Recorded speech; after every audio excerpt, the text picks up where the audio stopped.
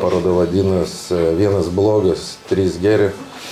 Kaip skaitėte anotacijai, tai ir viską ir papasakoja apie tą parodą. Kuris blogas, aišku, nieks taip ir nesužinos, galbūt tik ta vertinimo sistema yra ydinga ir galbūt reikėtų jos kitaip permastyti. Tai kūriniai yra visiškai nauji, niekur nerodyti, niekam nematyti ir sukurti, sakykime, objektų meno paskaitų metu. Ir aš jau ne pirmi metai dėstau Telšių fakultete, dėsčiau Klaipėdoje šitą kursą.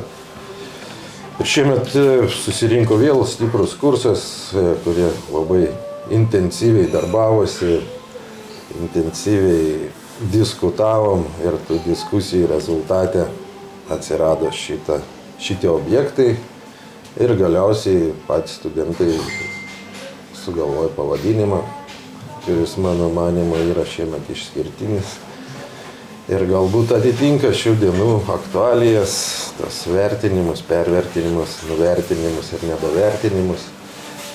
Ir galbūt galima paprasčiau pasižiūrėti bent jau į kūrybą, ne vien tik tai iš pažymių prizmės, kaip mėgsta mūsų fakultetas, ar iš tokio gėrio blogio kategorijų. Gal tiesiog gėris yra, kad vyksta parodas, kad dar žmonės nori rodyti, kad dar žmonės ateina žiūrėti ir kad dar yra kur pakabinti plungį.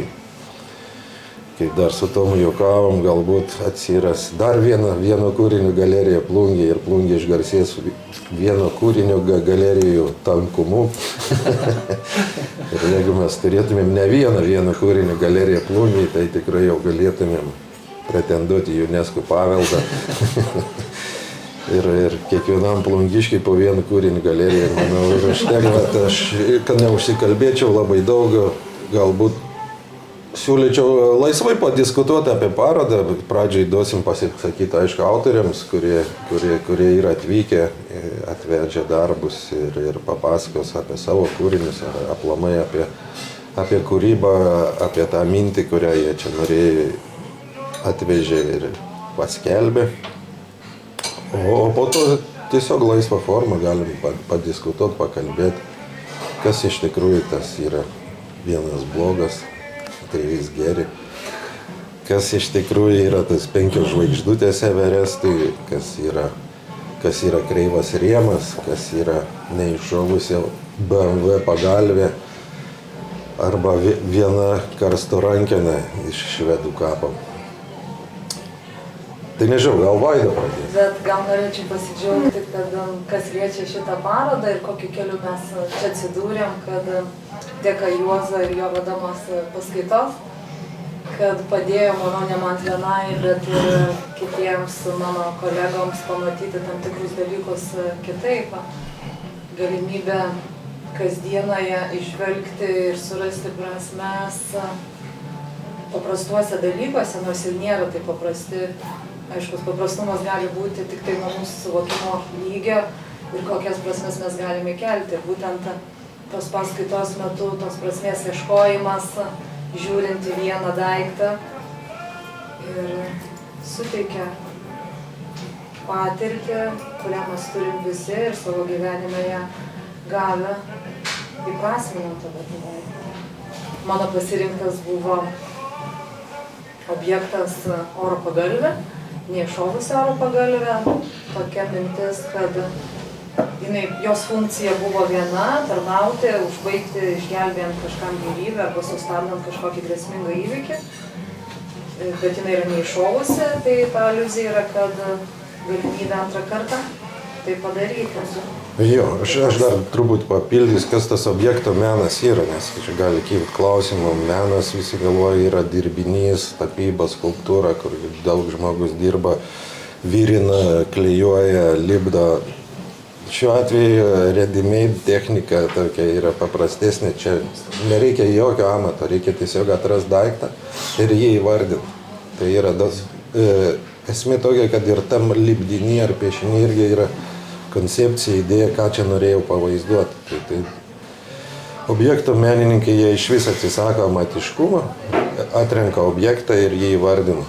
Kai jis jau yra įvardins, padėts, tai tada jau viskas būna aišku, bet jeigu jūs kas nors pabandysit tą techniką atlikti, ką nors, nėra taip lengva. Tų daiktų yra tiek daug mūsų pasaulyje, tų idėjų yra tiek daug, bet kad išgryninti iki vieno gryno, tai tik iš pirmo žvilgsnio atrodo labai paprastas kūrybinis žestas, kai jis jau yra padėtas, pakabintas, o iki tol yra tikrai nueinams nemažas kelias ieškojimų. Tai va, Adomas papasakos galbūt. Kalbant apie ieškojimus, vis, manau, sąlyginai atsitiktinai atsiradau šitoj paskaitoj, nors tai labiau magistro pirmo kurso studentų reikalas buvo. Ir dar prie to verta būtų paminėti, kad irgi tokio pobūdžio objektą, vadinamą ready-made, kūriau pirmą kartą. Niekada anksčiau su tuo praktikoje nesu susidūręs, galbūt teoriškai teko kažkada susipažinti, bet prasidėjus užsiėmimams ir gavus pirmasis užduotis supratau, kad mano žinios yra pakankamai menkos, kalbant apie šitą dalyką, apie šitą žanrą, jeigu galima tai pavadinti, ir kad toks sąlyginai paprastas dalykas, kaip jau Juozas paminėjo, objekto atradimas, o ne pagaminimas, ne technologiniai pusiai dėmesio skirimas didžiai dalyje, o labiau galvojimas apie to objekto prasmę, galbūt apie funkciją arba kokia jinai galėjo būti vaidos kūrinio atžvilgiu. Tai buvo pakankamai man bent jau sudėtinga. Tai nėra fizinių pastangų, kaip man yra gan įprasta reikalaujantis darbas. Bet iš protinės, iš kognityvinės pusės tarsi pasamprotauti, išsigryninti tą objektą iki paprastos sąlyginai minties, kurią galėtų kiekvienas paprastas žmogus, galbūt meno laipsnį dar kažko neturintis, tą idėją galėtų apčiuopti ir jam menas galbūt dėl to taptų artimesnis. Tai man tokia mintis pasirodė visai įdomi ir galbūt netgi globalesnė kitų meno kūrinių ar kitų žanrų atžvilgių. Mano kūrinys vadinasi Kreivai pakabintas, kad tai yra paveikslo rėmas ir taip matosi, tai vėlgi tai pakankamai, kai tu perskaitai, kad kreivai pakabintas, pasižiūri daiktą, tampa aiški, manau, pakankamai aiški jo mintis ir funkcija ir jisai neturi jokio paveikslo, jis tarsi pats rėmas skirtas kažkam kitam atlikti, tampa tiesiog objektu, į kurį turėtų būti skiriamas visas dėmesys ir kreivai pakabintas yra todėl, kad aš šį tokį tiesiog ir radau. Ready-made menas nėra jau toks jaunas. Čia Duchampas su Pisuaru fontanu prieš 100 metų jau buvo demonstruotas. Ir kad, tai nėra, kad mes išsigalvojom, čia kažkokio nebūtų dalykų arba kažkokį brėžiam naujas srovę ar liniją, čia tikrai nėra taip, mes tiesiog ypač aukštosios mokyklos, kur mokomas kurt, kad jie turėtų tą supratimą, kas yra idėja, kas yra mintis pagrindinė, tai pasitreniriavimui tikrai yra geras dalykas. Tikiuosi, kad nenueis abudu menininkai tik ready-made keliu ir baigiamuosius darbuose pademonstruos ir savo technologinius sugebėjimus. Bet jeigu jie pasirinks tik ready-made, aš irgi palaikysiu tas idėjas ir panašiai. Ir dar liko du autoriai, už kuriuos turbūt aš turėsiu pakalbėti, arba galbūt nori iš kolegų kas nors pristatyti. Gali pridėti. Įvadą padaryti, Juozai. Tai jo, Valdas Šiupinis, viena karsto rankena. Tai jis gyvena dabar, dirba Švedijoje, kilęs iš Šiaulių. Prie bažnyčios kasant rado rankeną iš karsto ir jam patiko, jis ją saugo ilgai ir paskui ilgai galvojo pavadinimus, kaip jį galėtų įvardinti ir jam vis ten gana sunkiai sekėsi, galima apkalbinėti, kadangi jo nėra. Tai, bet galiausiai apsisprendė, kad viena karsto rankena, tai nėra. Ir tai yra objektyvu, tai yra objektas, tai yra tiesa.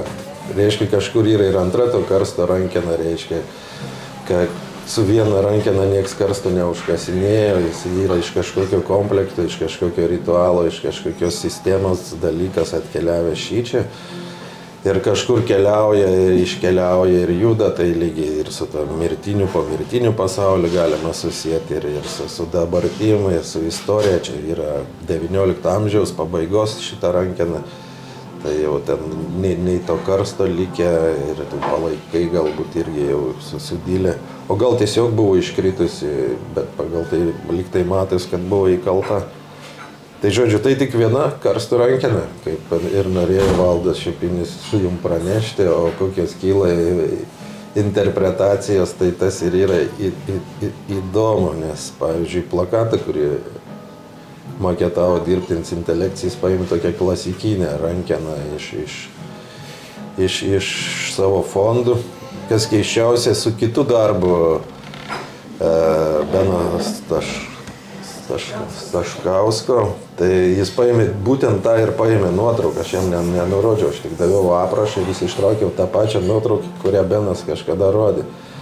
O rankeną jis sukūrė savo, nes tokios kaip Valdo rankenos nėra, bet šitas 5 žvaigždutės Everestai Beno darbas yra, kad kažkas tiesiog palaikino, kaip čia pažymėjo, 5 žvaigždutėm Everestą. Tarsi jis turi teisę žmogus pasakyti, kad Everestas tai puiku, kaip kūrinį, kaip daiktą, kaip kažką nusavina. Dar šį rytą sakiau Tomui tą eilėraštį vieną draugo sukurtą. Jūra ošk, aš tau leidžiu, jūra ošk, nedraudžiu. Čia yra, kad vaikas sako, aš jūrai nedraudžiu ošt, tai yra toks, kad neva jis galėtų uždrausti jūrai ošt. Arba neuždėjus 5 žvaigždučių Everestas nuo to kažkaip pasijustų geriau arba blogiau. Tai čia tas egocentrizmas, antropocenas ir visi dalykai. Ir tas mūsų medijų pasaulis būtent šitam kūrinį. Tai jis rodomas ekranėlį, kuris pajungtas į elektrą ir transliuoja visada tą patį vaizdą, 5 žvaigždutės Everestai. Tai va tokia šiuometinė kolekcija objekto meno.